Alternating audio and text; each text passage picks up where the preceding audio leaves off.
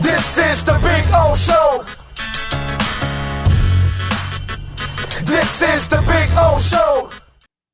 I get it. Nothing's perfect right now. But you know what is? Tua, when he starts and finishes 6-0, bitch.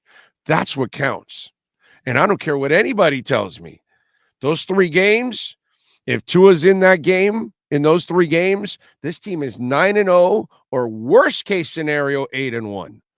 Because in the end, all I see is a team down by 21 finds a way to win. A team against the Buffalo Bills finds a way to win. A team against the Chicago Bears finds a way to win. They get in an ugly first half against Detroit. They adjust in the second half, shut down Detroit, and they close it out and find a way to win.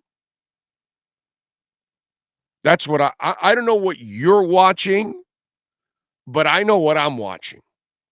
I'm watching a team that wins. And I'm not sitting here like what's that America's Got Talent or whatever the hell, Simon Cowell or whatever. And I'm here to give you a 7.8 on the win or an 8.0 or that was a 10. It's a win. That's all that counts. It's the NFL. Ask the Buffalo Bills. Ask them. See how they're feeling right now that they lost.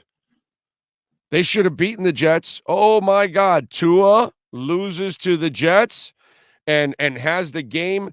If Tua loses to the Jets and goes 18 of 34, 205, and 2 interceptions, what do you think happens?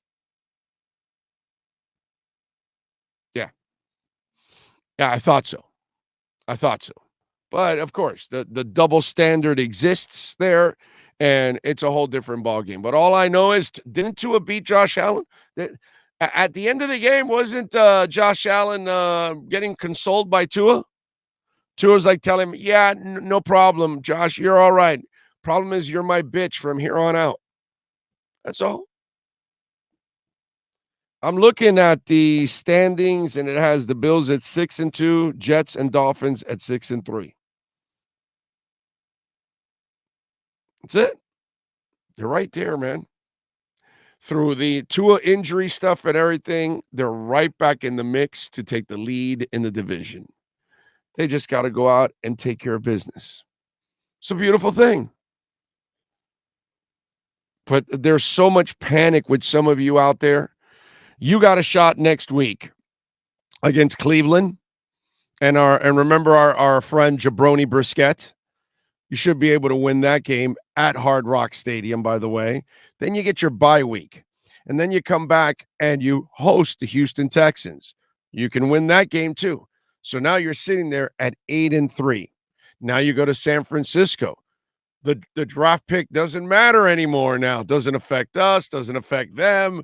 Who cares? Now you can go out and kick their ass too. Hopefully win that game with McDaniel and Shanahan as the battle. That'll be fun.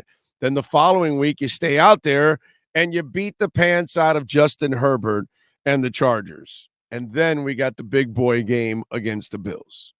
That Green Bay game doesn't look that scary anymore. You got a chance to win a lot of games. You got a chance to set yourself up for the playoffs. Do you realize they've already got 6 wins in their first 9? In any season in the last 20 years, if I tell you you're 6-3 after 9, we are killing ourselves as Dolphin fans for now. And we're going to have people complaining? Come on. You know, sometimes it gets to a point of just being just flat out ridiculous. That's all. That's kind of the way I look at it. That's what it gets to.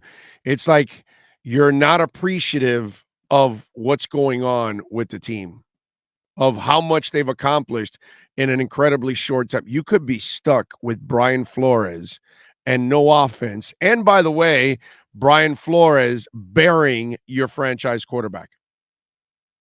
How about that? You had a guy that was ready to sabotage. And by the way, typical of the Dolphin life. Typical. the guy would have left Miami and go and ball somewhere else. Some offensive coordinator, a pretty good one, would have gotten him. And then all of a sudden, Tua becomes like one of the leading passers in the NFL. We're going, well, wait a minute. Didn't we have that guy here? Didn't Brian Flores say that he couldn't play? Hell, Brian Flores thought that Jabroni Brissett was actually better.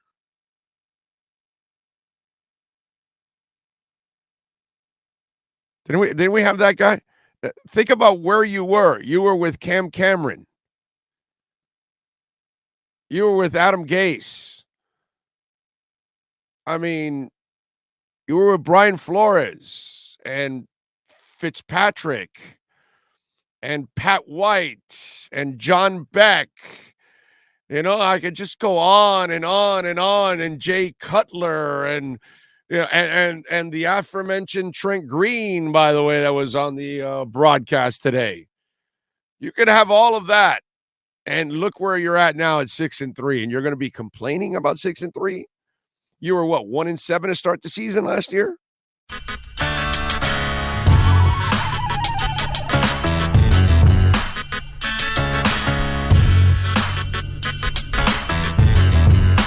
This is the Big O Show. This is the Big O Show.